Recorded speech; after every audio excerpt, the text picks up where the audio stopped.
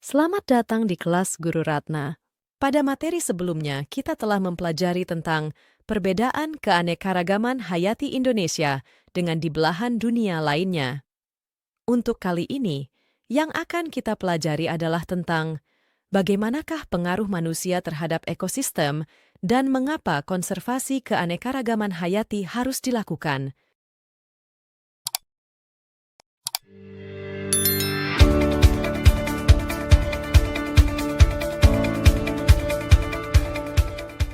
Manusia merupakan spesies yang ada di muka bumi yang paling mendominasi terhadap spesies lainnya.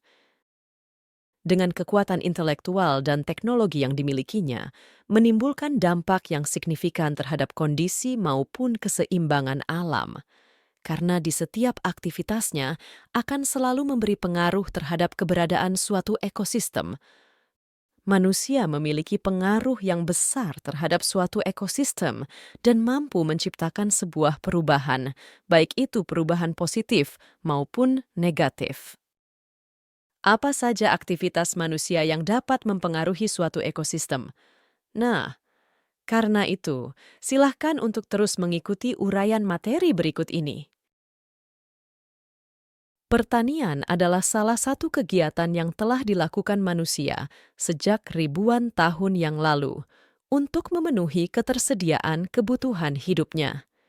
Wajah alam yang tadinya masih berbentuk hutan atau rimba raya dirubahnya hingga menjadi sebuah pola yang lebih terstruktur, seperti lahan pertanian maupun perkebunan. Hal ini menyebabkan hilangnya habitat alami bagi berbagai spesies tumbuhan dan hewan, serta berkurangnya keanekaragaman hayati. Pertanian dengan pola tanam monokultur turut menyebabkan menurunnya keanekaragaman hayati. Di samping itu, banyak tumbuhan lokal yang disingkirkan dan diganti oleh satu jenis tumbuhan tertentu. Hal ini semakin diperburuk dengan dilakukannya seleksi penggunaan bibit unggul yang menyebabkan spesies asli suatu daerah akan sulit untuk ditemukan. Praktik pembentukan lahan pertanian dengan cara penebangan hutan membuka ruang terjadinya isolasi populasi tumbuhan maupun hewan, membatasi pergerakan fauna, dan meningkatkan risiko kepunahan lokal.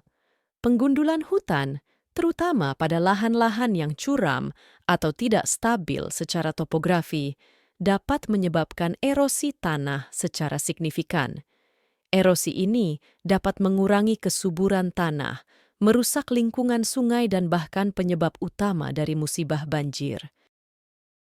Pencemaran adalah masuknya zat-zat beracun ke dalam suatu ekosistem, sehingga mengganggu keseimbangan lingkungan alamiah. Kerusakan lingkungan akibat pencemaran tersebut terjadi di mana-mana dan berdampak pada menurunnya kemampuan lingkungan untuk memenuhi kebutuhan manusia. Bahkan, pencemaran dapat menimbulkan berbagai dampak buruk bagi manusia, seperti penyakit dan bencana alam. Banyak aktivitas manusia yang tidak disadari menyebabkan terjadinya pencemaran, misalnya penggunaan kendaraan bermotor, membuang sampah sembarangan, dan membuang limbah ke sungai. Pencemaran ini dapat meracuni air, udara, dan tanah, mengancam kehidupan organisme dan menyebabkan gangguan ekologis yang begitu serius. Penggunaan pupuk dan pestisida kimia yang berlebihan dalam pertanian akan meninggalkan residu dan dapat mengurangi kualitas air dan tanah.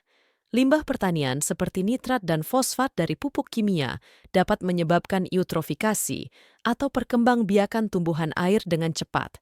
Sedangkan pestisida dapat mengakibatkan keracunan pada hewan dan mempengaruhi keseimbangan ekosistem. Pembakaran bahan bakar fosil adalah sumber utama penyebab terjadinya perubahan iklim secara global dan berjangka panjang. Sementara salah satu dampak dari perubahan iklim adalah peningkatan suhu rata-rata permukaan bumi. Perubahan iklim juga menyebabkan terjadinya perubahan pola cuaca, termasuk meningkatnya kejadian cuaca ekstrim seperti badai, banjir, kekeringan, dan gelombang panas. Fenomena ini memiliki pengaruh yang serius terhadap kehidupan manusia, lingkungan, dan perekonomian. Akibat dari pemanasan global, es di kutub dan salju di berbagai belahan bumi mencair, menyebabkan naiknya permukaan air laut. Hal ini mengakibatkan ancaman bagi pulau-pulau kecil dan daerah pesisir, serta meningkatkan risiko banjir laut. Seiring perkembangan teknologi dan kesadaran masyarakat akan pentingnya keanekaragaman hayati, manusia juga memiliki potensi untuk menjadi agen perubahan ke arah yang positif. Inovasi dalam bidang konservasi, restorasi ekosistem, dan praktik pertanian berkelanjutan dapat membantu memperbaiki dampak negatif yang telah terjadi. Penting untuk diingat bahwa peran manusia dalam ekosistem adalah suatu tantangan dan tanggung jawab bersama. Dengan pemahaman yang lebih baik tentang konsekuensi dari tindakan kita dapat bergerak menuju pola hidup yang lebih berkelanjutan dan menghormati keberlanjutan alam. Manusia memperoleh seluruh kebutuhan hidupnya dari alam, baik itu kebutuhan bahan pangan, tempat tinggal maupun keperluan lainnya.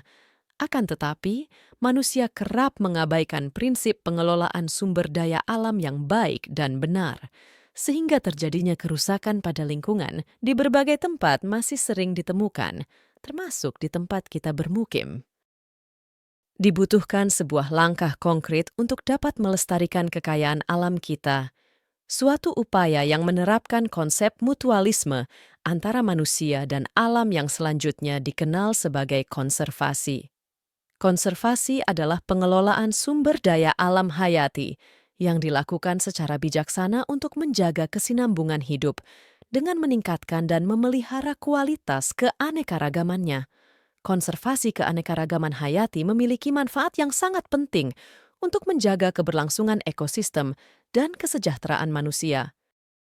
Keanekaragaman hayati yang beragam akan mempertahankan keseimbangan ekosistem dengan menjaga stabilitas iklim dan mengatur populasi organisme dalam suatu ekosistem.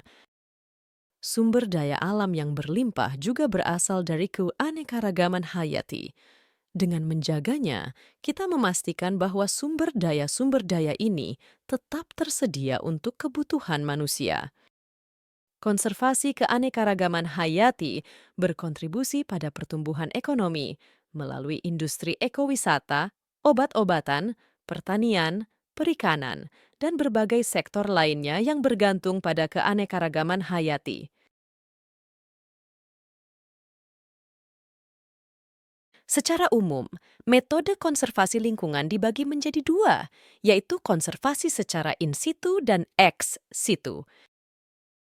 Metode konservasi in situ adalah upaya untuk melindungi keanekaragaman hayati, baik berupa flora maupun fauna, di habitat aslinya atau di tempat yang sama dengan di mana organisme tersebut secara alami hidup dan berkembang biak.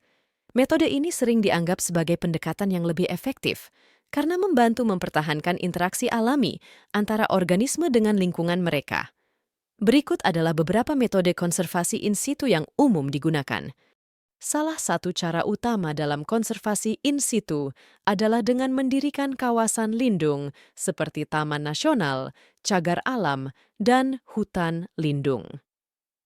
Kawasan-kawasan ini memiliki status hukum yang melindungi habitat dan spesies di dalamnya dari eksploitasi, penebangan liar, dan aktivitas manusia lainnya yang dapat merusaknya.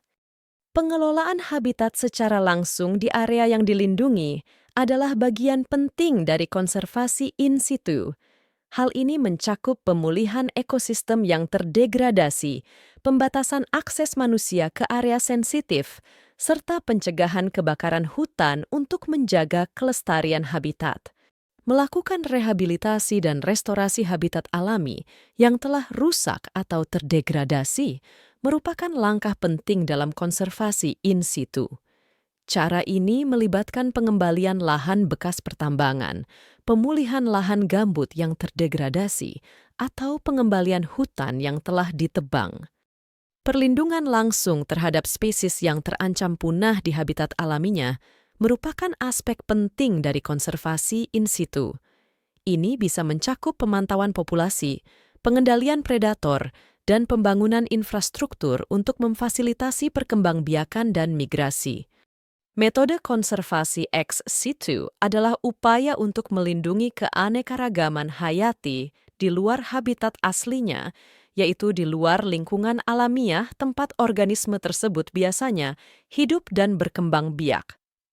Hal ini sering dilakukan ketika spesies atau habitatnya terancam punah atau ketika tidak memungkinkan untuk menjaga populasi spesies di habitat aslinya. Kebun binatang dan kebun raya sering menjadi tempat untuk pemeliharaan spesies-spesies yang terancam punah. Penyediaan lingkungan yang aman bagi spesies-spesies ini dan juga dapat digunakan untuk pendidikan dan penelitian. Pusat Pembiakan dan Pelestarian adalah fasilitas yang didedikasikan untuk pemeliharaan dan pembiakan spesies-spesies yang terancam punah.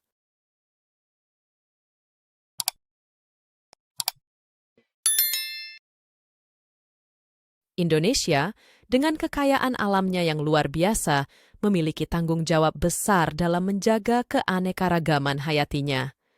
Dengan upaya konservasi yang berkelanjutan dan kesadaran masyarakat, Indonesia dapat memastikan bahwa kekayaan alamnya tetap lestari bagi generasi yang akan datang,